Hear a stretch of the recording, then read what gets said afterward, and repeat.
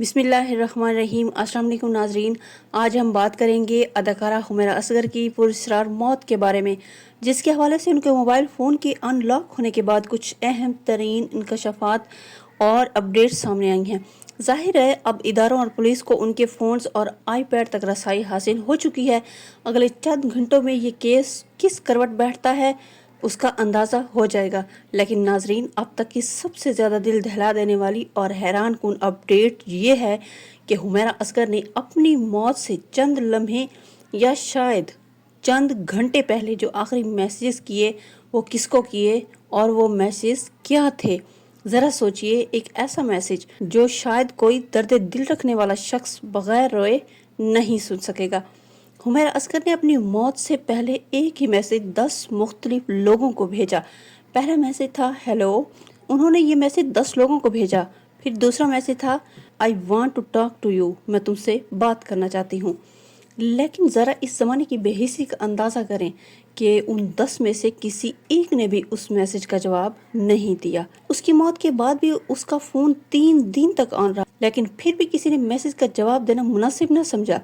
अफसोसनाक बात यह है कि उन 10 अफराद में से उनका अपना भाई भी शामिल था। जी हाँ, अपने भाई को भी उन्होंने मैसेज किया, हेलो, मैं तुमसे बात करना चाहती हूँ। लेकिन भाई ने भी न सिर्फ ये कि उनके फ़ोन ऑन रहने के दौरान जवाब नहीं दिया, बल्कि उसके बाद भी ये जानने की कोशिश नहीं की कि उसकी बहन कहाँ है। 9 महीने तक वो सामने नहीं आई, मंजरे आम से गायब रही। न सोशल मीडिया पर न कोई पोस्ट, न टीवी पर नजर आई और न ही किसी दोस्त से रब्ता हुआ। नाजरीन, जरा एक लम्हे के लिए रुक कर सोचिए, किस कर्ब में होगी वो लड़की जब उसने अपनी मौत से पहले डरते हुए ये सोचा होगा कि उन 10 लोगों से बात कर लूं, शायद कोई उसकी मदद कर ले, शायद उसको कोई सुन ले। लेकिन किसी ने भी उसकी आवाज़ नहीं सुनी।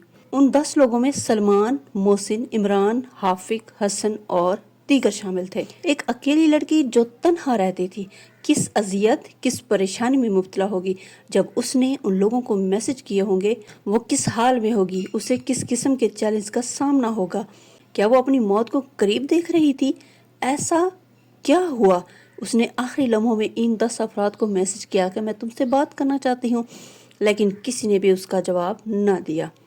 पुलिस का इब्तदाई मौक़िफ़ ये है कि शायद वो डिप्रेशन में थी, माली मुश्किलात की वजह से उसने खुदकुशी की। लेकिन पुलिस भी एहतियात से काम ले रही है ताकि कोई मुलविस हो तो वो मोहतात न हो जाए। तफ्तीश से ये बात सामने आई है कि हुमैरा असगर न सिर्फ जिम किया करती थी, बल्कि वो एक बहुत ही फिट और सेहतमंद लड़की थी। पुलिस ज़रा के मुताबिक वो रोज़ाना घंटों वर्जिश किया करती थी और अपनी खुराक, सेहत का ख़ास ख्याल रखती थी। ऐसे में ये कहना कि उन्हें अचानक दिल का दौरा पड़ा या वो किसी बीमारी की वजह से चल बसी, ये एक ऐसी बात है जिस पर यकीन करना मुश्किल है। उनके अपार्टमेंट से जो चीज़ें बरामद हुई, उनसे ये भी इस बात साफ ज़ाहिर है कि वो किसी किस्म के नशे या गैर इखलाकी सरगर्मी में मुलविस नहीं थी।